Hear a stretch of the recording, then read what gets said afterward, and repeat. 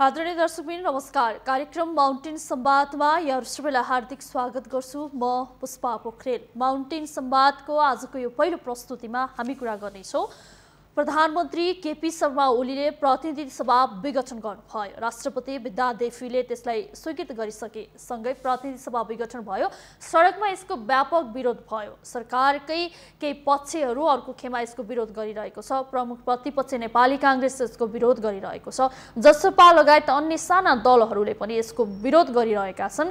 प्रधानमन्त्री केपी शर्मा ओलीको यो कदम असंवैधानिक, अलोकतान्त्रिक र गैर जिम्मेवार भन्दै यस्तो अवस्थामा फेरि सर्वोच्च अदालतमा रिटहरू परिरहेका छन्। रिटहरूमाथि सुनवाई गर्नको लागि सर्वोच्च अदालतले एमिकस क्युरी समेत गठन गरिसकेको अवस्था छ। यस्तो अवस्थामा फेरि विचाराधीन अवस्थामा रहेको मुद्दामा केही न्यायाधीशहरूले प्रधानमन्त्री केपी शर्मा ओलीले राष्ट्रपतिको सिफारिसमा प्रतिनिधि सभा विघटन गर्नुको कदमलाई असंवैधानिक, अलोकतान्त्रिक भन्नेसँगै एउटा प्रश्न उठेको छ। अब विचाराधीन रहेकै अवस्थामा न्यायाधीशहरूको यस्तो किसिमको अभिव्यक्ति किन आयो त? आज हामी यो विषयमा केन्द्रित हुनेछौँ। यो विषयमा केन्द्रित हुनको लागि हामीले दुईजना अतिथिलाई निम्ताएका छौँ हाम्रो प्रत्यक्ष लाइभमा। दर्शकबिन, अब यो कुरालाई लिएर कानुनका जानकारहरू, संविधानविदहरू, कानुनविदहरू के भन्नुहुन्छ त? हामी यो विषयमा जानकारी लिने प्रयास गरिरहेका छौँ। यति बेला हाम्रो प्रत्यक्ष टेलिफोन सम्पर्कमा वरिष्ठ अधिवक्ता विष्णु भट्टराई हुनुहुन्छ। भट्टराईज्यू, स्वागत छ यहाँलाई माउन्टेन संवादमा। हजुर, धन्यवाद, नमस्ते। हजुर, अब यो प्रधानमन्त्रीको यो कदमलाई लिएर मुद्दा विचाराधीन रहेको छ। यस्तो अवस्थामा सर्वोच्च अदालतमा मुद्दा चलिरहेको अवस्थामा पूर्व प्रधान न्यायाधीशहरूले एउटा विज्ञप्ति निकाल्नु भएको छ र विज्ञप्तिमा सरकारको यो कदमलाई असंवैधानिक भनेर भनिरहनु भएको छ, संविधानभन्दा बाहिर गएको भन्नुभएको छ। अब यसलाई यहाँले कसरी हेर्नुहुन्छ? धन्यवाद। प्रधानमन्त्रीजीले संविधानको धारा 76(1) 85 बमोजिम प्रतिनिधि सभाको विघटन गरेर 78 वैशाख 17 र 27 गते निर्वाचनको मिति घोषणा गर्नुभएको विषयलाई लिएर अहिले सम्मानित सर्वोच्च अदालतमा धेरै थरी राजनीतिक दलको तर्फबाट पनि, नागरिकहरूको तर्फबाट पनि सर्वोच्च अदालतमा यो विषय विचाराधीन छ। यही संविधानको धारा 105 को व्यवस्थाको कुरा गर्ने हो भने पनि अदालतको विचाराधीन रहेको विषयमा संसद लगायत बाहिर छलफल गर्न पाइँदैन भन्ने संवैधानिक व्यवस्था पनि सबै पूर्व प्रधान न्यायाधीश अथवा पश्चिम प्रधान न्यायाधीश जो हुनुहुन्छ उहाँहरू सबैलाई, आम जनतालाई थाहा छँदैछ। र संविधानको धारा 76(1) भनेपछि हाम्रो संविधानले चार प्रकारका प्रधानमन्त्रीको परिकल्पना गरेका छ। एउटा पूर्ण बहुमत प्राप्त प्रधानमन्त्री जुन संविधानको धारा 76(1) को व्यवस्था हो। त्यसै गरेर संविधानको धारा 76(2) को कुराले 2 वा 2 भन्दा बढी दल मिलेर बन्ने गठबन्धनको प्रधानमन्त्री। तेस्रो चाहिँ सबैभन्दा ठुलो राजनीतिक दलको प्रधानमन्त्री। अर्को चौथो चाहिँ धेरै राजनीतिक दलहरू मिलेर कुनै एउटा संसद सदस्यले पनि प्रधानमन्त्री हुन सक्ने व्यवस्था। तर यी तीनैवटा, म भन्दैछु, यी तीनैवटा प्रधानमन्त्रीहरूले चाहिँ आफू प्रधानमन्त्री भएको मितिले 30 दिनभित्र प्रतिनिधि सभामा विश्वासको मत प्रस्तुत गर्नुपर्छ। होइन भनेदेखि उहाँहरूले त्यो प्रधानमन्त्री पदमा कायम रहन सक्नुहुन्न। प्रतिनिधि सभा विघटन हुने व्यवस्था हुन्छ। होइन भनेदेखि चाहिँ संविधानको धारा 76(1) बमोजिमको वर्तमान प्रधानमन्त्रीले विश्वासको मत प्राप्त गर्नु परेन र उहाँ चाहिँ अहिले यो समयसम्म प्रधानमन्त्री हुनुहुन्छ। र एउटा कुरा आम जनता अथवा सर्वसाधारणको लागि, सबैको जानकारीको लागि के हो भने एउटा प्रतिनिधि सभामा दुईटाको बहुमत हुँदैन। त्यसैले गर्दाखेरि 275 को स्ट्रेन्थ भएको अहिलेको प्रतिनिधि सभामा तत्काल प्रधानमन्त्रीले प्रतिनिधि सभा विघटन गर्दा 174 जनाको संसदीय दलको नेता वर्तमान प्रधानमन्त्रीजी हो। त्यसले गर्दाखेरि वर्तमान प्रधानमन्त्रीजीले मलाई मेरो पार्टीबाट काम गर्न दिएन, मैले चाहिँ कुनै पनि काम कार्यवाहीहरू गर्न पाइन, संवैधानिक परिषदको बैठक बसेर संविधान बमोजिमका काम कारबाही गर्न पाइएन। कोरोना महामारी लगायतका कुराहरूमा पनि सरकारले काम कारबाही गर्नुभन्दा आफ्नै पार्टीका मान्छेहरू, यो पार्टीको अध्यक्षहरू, विनम्रताका साथमा निवेदन गर्दैछु, पार्टीको सत्ताधारी पार्टीको एउटा अध्यक्षले अर्कोलाई 19 पेज लामो एउटा गाली पत्र दर्ता गरेर भ्रष्टाचारी भन्छ। हजुर, अर्कोले फेरि अर्कोलाई 38 पेज लामो कागज पत्र गरेर यो बाँदरमोटे घटनाका अपराधी भ्रष्टाचारी लगायतका कुराहरू गर्छ भने त्यस्तोमा फेरि माधव नेपालजी लगायतका मान्छेहरू होइन यो सम्झौता चाहिँ उधारो हुँदैन, हाताहाती चाहिन्छ भनेर जसरी मुद्दा विचाराधीन छ यो कदम जो चालियो, यस्तो किसिमको कदमले अब विचाराधीन रहेको मुद्दालाई असर पर्छ कि पर्दैन? यो विज्ञप्तिले के प्रभाव पार्छ? निश्चित रूपमा तपाईले विधिको शासनको कुरा गर्नुहुन्छ भने रुल अफ ल भन्नको लागि अदालतको विचाराधीनको बारेमा बाहिर टीका टिप्पणी आदि इत्यादि गर्न पाइँदैन भन्ने संविधानको धारा 105 सबै नागरिकहरूले पालना गर्नुपर्छ होला। एक होइन भने हामी रुल अफ ल होइन कि हुल अफ लमा जान्छौँ। सडकमा कसले के भन्यो भन्ने कुराले गर्दाखेरि अदालतलाई प्रभावित पर्ने कुरा पर्छ। र अघि मैले तपाईँलाई निवेदन गर्दै थिएँ, एउटा लामो व्याख्या र विश्लेषणको विषय हो। हामीले टेलिफोनबाट एकैछिनबाट सबै कुराको निष्कर्षमा पुग्न सकिँदैन। त्यसै कारणले गर्दा पार्टीभित्र एकले अर्कालाई अपराधी र दुष्चरित्रको अभियोग लगाएर अनि नेपाली जनतालाई तपाईँले राहत केही दिन नसक्ने, सबैजनालाई हाताहाती चाहिँ खान पिउनु पर्ने, भ्रष्टाचारमा यत्रो चुर्लुम्ब निर्लुप्त भएर सरकार डुब्ने, त्यसमा केही काम कारबाही गर्न नसक्ने अनि म नेपाली जनताको ताजा जनादेश लिन जान्छु भन्यो भने त्यो असंवैधानिक हुने। बहुमत भएर प्रधानमन्त्री हुन पाइने, बहुमतले राष्ट्रपति हुन पाइने, लगभग 2/3 सरकार भनेर दम्भ गर्न पाइने, 2/3 सरकारले पनि काम गर्न सकेन भनेपछि नेपाली जनताको जनादेश लिने कुरा राजनीतिक कुराको लागि र संवैधानिक इजलासले पनि यो मुद्दा हेर्न पाउँदैन भन्ने छलफल उठिराखेको छ।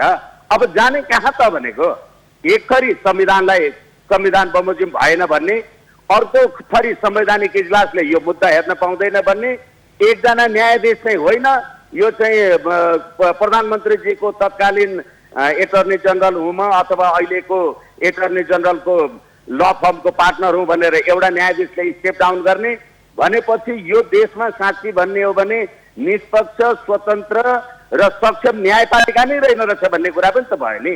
किनभने होइन भने भूतपूर्व प्रधान न्यायाधीश भइसकेको व्यक्तित्वहरूले अदालतको विचाराधीन रहिसकेको विषयमा यसरी टिप्पणी गर्न उहाँहरूलाई शोभनीय अशोभनीय के हुन्छ आफ्नो ठाउँमा छ। हालाकि विचार र अभिव्यक्तिको स्वतन्त्रता सबैलाई आफ्नो ठाउँमा छ, तर सर्वोच्च अदालतलाई काम कारबाही गर्नका लागि हामीले बनाएको संविधान बमोजिम संवैधानिक परिषद नै असक्षम छ भन्ने कुरा पनि आइराखेपछि त अराजकता भयो देशमा भन्ने निष्कर्षमा पनि त पुगे भयो नि। त्यसले गर्दा नेपाली जनताको ताजा जनादेश लिन जान्छु भनेर प्रधानमन्त्रीजीले भन्नुभयो भने त्यो प्रजातान्त्रिक, लोकतान्त्रिक, संवैधानिक र सबैको वाञ्छनीयताको कुरा हो भन्ने मेरो व्याख्या र विश्लेषण हो। अब हामीले हेरिरहँदा यसरी सर्वोच्चकै पूर्व प्रधान न्यायाधीशहरूबाट एक किसिमको विज्ञप्ति आइरहेको छ विचाराधीन मुद्दामा। यो भनिरहँदा अब एक पक्ष प्रधानमन्त्री केपी शर्मा ओली आम निर्वाचनको पक्षमा लडिरहनु भएको छ, अर्को पक्ष पुनर्स्थापनाको पक्षमा लडिरहेको छ, सडकमा आन्दोलन लागिरहेको छ। यो मुद्दा विचाराधीन रहेको अवस्थामा अब हामी के आकलन गर्न सक्छौँ कि यस्तो प्रेसरमा अदालतमा त्यहाँ बसिरहेका न्यायमूर्तिहरूले स्वच्छ र निष्पक्ष निर्णय गर्न सक्लान् भनेर हो। हामीले संविधानको प्रस्तावनामा के लेखेका छौँ भने मैले भर्खरै भने स्वतन्त्र, सक्षम र निष्पक्ष न्यायपालिका भनेर हामीले संविधानको प्रस्तावनामा लेखेका छौँ र नेपालको न्याय सम्बन्धी अधिकार, न्याय र कानुनका मान्य सिद्धान्त बमोजिम सर्वोच्च अदालत न्यायिक निकायहरूबाट प्रतिपादन हुन्छ भनेपछि अब अहिले हामीले स्थापना गरेको स्वतन्त्र, सक्षम र निष्पक्ष न्यायपालिकामा परेको मुद्दामा राजनीतिक दलका मान्छेहरू म त पीडाका साथ भनौँ राजनीतिक दलका मान्छेहरू सर्वोच्च अदालतमा जान्छन्, प्रतिनिधि सभा विघटन भयो प्रधानमन्त्रीजीले भनेर रिट हाल्छन् अनि सडकमा बाहिर निस्केर आउँछन् र प्रतिनिधि सभा सदस्य, संसद सदस्यको लोगो लगाएर संसद विघटनै भएको छैन भन्ने खालको काम कारबाही गर्छन्। यस्तो खालको गतिविधिले गर्दा निष्पक्ष, स्वतन्त्र र सक्षम न्यायपालिकाको अवधारणा यो संविधान निर्माण गर्दाखेरि यसको प्रस्तावनामा जे लेखेको छ त्यसमाथि अवरोध भइराखेको छ एक। र अर्को कुरा के हो भने लोकसम्मति अनुकूल शासन व्यवस्था, किनभने 2/3 सरकार हुँदाहुँदै पनि मेरो पार्टीभित्रको द्वन्द्व र झगडाले मैले काम कारबाही गर्न पाइनँ भनेर जनतामा अपिल गर्न गयो भने के प्रतिनिधि सभा सर्वोच्च अदालतले थाप दिने हो? बहुमत भट्टराई सर, मैले एकछिनमा जोडेँ तपाईँलाई, एकछिन रोकेँ। हामीसँग विश्लेषकज्यू पनि जोडिनु भएको छ। पोखरेलज्यू सुन्दै हुनुहुन्छ? हजुर, मैले सुन्दैछु बहिनी। हजुर, स्वागत छ यहाँलाई माउन्टेन संवादमा। र मैले प्रश्न जोडिहालेँ, जसरी मुद्दा विचाराधीन छ यो अवस्थामा सर्वोच्चकै पूर्व प्रधान न्यायाधीशहरूले विज्ञप्ति जारी गर्नु भएको छ, सरकारको कदम यो अलोकतान्त्रिक गैर संवैधानिक भनेर। अब यसलाई यहाँले कसरी विश्लेषण गर्नुहुन्छ? कुनै पनि तपाईँको देशको सर्वोच्च अदालतमा विचाराधीन भएको चाहिँ विषयमा अझै तपाईँको चाहिँ सर्वोच्च अदालतबाटै तपाईँको रिटायर हुनुभएको पूर्व प्रधान न्यायाधीशज्यूहरूले त्यो निर्णयलाई चाहिँ प्रभावित पार्ने गरी तपाईँको वक्तव्य निकालेर चाहिँ यो आम मानिसलाई चाहिँ यसरी भड्काउने काम चाहिँ गर्नु हुँदैन थियो। त्यो न्यायिक निरूपण गर्ने विषय विशुद्ध सर्वोच्च अदालतको विशुद्ध कानुनको विषय हो र उहाँहरू जस्तो त्यहीँ बसेर चाहिँ न्याय निरूपण गरिरहेको मान्छेहरूले पूर्व प्रधान न्यायाधीशहरूले चाहिँ यसरी तपाईँको चाहिँ बाहिर आएर चाहिँ यो यो यो यो मुद्दामा चाहिँ यो निर्णय गर, यो मुद्दामा यो निर्णय गर भनेर भन्नु चाहिँ मिल्दैन। यो तपाईँको चाहिँ हाम्रो चाहिँ तपाईँको न्याय निरूपणको सिद्धान्त अनुसार, न्यायको सिद्धान्त अनुसार उहाँहरूले चाहिँ आफूले प्रतिपादन गरेको चाहिँ तपाईँको न्याय प्रणाली अनुसार नै पनि यो बेठिक हो। यसबाट के हुन्छ भने उहाँहरू आफू त्यहाँ बस्ने बेलामा गरेका निर्णयहरूप्रति पनि अब हामीले क्वेसन गर्नुपर्ने बेला आयो। उहाँहरूले चाहिँ कस्तो प्रभावमा परेर निर्णय गर्नुभएको थियो, आज उहाँ प्रभाव डाल्दै हुनुहुन्छ, आज दबाब डाल्दै हुनुहुन्छ भनिसकेपछि न्यायालयमा के दबाब डालिन्थ्यो? न्यायालयमा के बाहिरबाट सडकका आवाजहरूबाट निर्णय गरिन्थ्यो या कानुनका बुँदा हेरेर गरिन्थ्यो भन्ने कुरो क्वेसन उहाँले उठाउनु भएको छ। यो नितान्त निन्दनीय कुरा हो। हजुर, अब यस्तो किसिमको जसरी विज्ञप्ति आएको छ, अब यसले त न्यायिक प्रक्रियालाई असर गर्ने नै भयो। यो अवस्थामा अब दुई पक्ष दुई खेमामा छन्। अबको बाटो के हुन सक्ला? प्रतिनिधि सभा पुनर्स्थापना होला अथवा आम निर्वाचनमै जाला? अब यस्तो प्रतिनिधि सभा पुनर्स्थापना होला भनेर चाहिँ मैले अहिले चाहिँ आकलन गर्ने कुरा भएन, किनभने यो सर्वोच्च अदालतमा विचाराधीन भएको कुरा हो। मलाई के लाग्छ भने हाम्रो देशको संविधानले दिएको, हाम्रो देशको चाहिँ कानुनले दिएको धारा 76(1) अनुसार बनेको सरकार भइरहेको अवस्थामा धारा 76(7) चाहिँ प्रतिनिधि सभा विघटन गरिसकेपछि प्रतिनिधि सभामा अरू कुनै पनि सरकार बन्ने सम्भावना हुँदैन। त्यो सरकार बन्ने सम्भावना नभइसकेपछि प्रतिनिधि सभा चाहिँ तपाईँको चाहिँ प्रधानमन्त्रीले गरेको प्रतिनिधि सभाको विघटन चाहिँ मलाई लाग्छ सम्मानित सर्वोच्च अदालतबाट चाहिँ त्यो चाहिँ तपाईँको चाहिँ मतलब चाहिँ त्यसको पक्षमा चाहिँ फैसला हुन्छ जस्तो लाग्छ। यो मेरो विषय हो, तर मैले चाहिँ के भन्दिनँ भने सर्वोच्च अदालतले चाहिँ यसलाई पुनर्स्थापना गर्नुपर्छ, पुनर्स्थापना गरिदिनुपर्छ, यो चाहिँ मेरो आग्रह छैन। त्यो विशुद्ध न्याय निरूपणको कुरा हो बहिनी। अवस्था आइरहँदाखेरि यो विज्ञप्तिले गर्दाखेरि पनि न्यायाधीशहरूलाई एक किसिमको प्रेसर प्रधान न्यायाधीशहरूलाई अब परि नै रहेको छ। अवश्य आफूभन्दा तपाईँको सिनियर, आफूभन्दा पूर्व प्रधान न्यायाधीशहरूले यसरी सडकमा उत्रेर तपाईको चाहिँ एउटा विचाराधीन मुद्दामा यो निर्णय गर भनेर मैले तपाईलाई एकैछिन रोके। म अब एकैछिन भट्टराई सरसँग केन्द्रित हुन्छु। भट्टराई सर सुन्दै हुनुहुन्छ? हजुर, सुन्दैछु। हजुर, अब यो अवस्थामा यो किसिमको प्रेसर त देखि नै रहेको छ। सडकमा विरोधका आवाजहरू धेरै दलहरू विरोध गरिरहेका छन्। यस्तो अवस्थामा अब अदालतको निर्णय विपक्षीले सोचे जस्तो आएन भने अबको अवस्था कस्तो सिर्जना होला जस्तो देखिन्छ? हो, अब म तपाईलाई निवेदन गरौँ, हामीले लोकतन्त्र, विधिको शासन, जनताको राजकीय सत्ता र सम्प्रभु सत्तालाई स्वीकार गरिसकेपछि 2/3 बहुमतको प्रधानमन्त्रीले प्रतिनिधि सभाको विघटनद्वारा जनताको ताजा जनादेश दिन जान्छु भन्नु यो लोकतान्त्रिक संविधान सम्बद्ध र संसदीय मूल्य मान्यताको मर्यादा अनुकूलको काम कार्यवाही हो। यदि तपाईले प्रतिनिधि सभा, हालाकि यो हुँदैन मेरो विश्वास हो, तपाईले प्रतिनिधि सभा चाहिँ यदि पुनर्स्थापित गर्ने काम कार्यवाही गर्नुहुन्छ भने नेकपा भन्ने पार्टी त दुईटा ध्रुवमा बाँडिएर दुईटा दल हुन्छ, अनि नेपाली कांग्रेस अर्को दल होला, अनि अर्को दल होला। एउटै दलको पनि बहुमत प्राप्त हुँदैन। अनि शेरबहादुर देउवाको टाइममा जस्तो अनि यता र यता सांसद खरिद र बिक्री आदि र इत्यादि गरेर पजेरो संस्कृति फेरि तपाईले देशमा ल्याएर सरकारको अस्थिरता, अराजकता, अनीति, भ्रष्टाचार कति बढ्छ त्यो कुराको बारेमा मलाई लाग्छ विज्ञ अदालत र विज्ञ राजनीतिक दल र विज्ञ विद्वानहरू हुनुहुन्छ।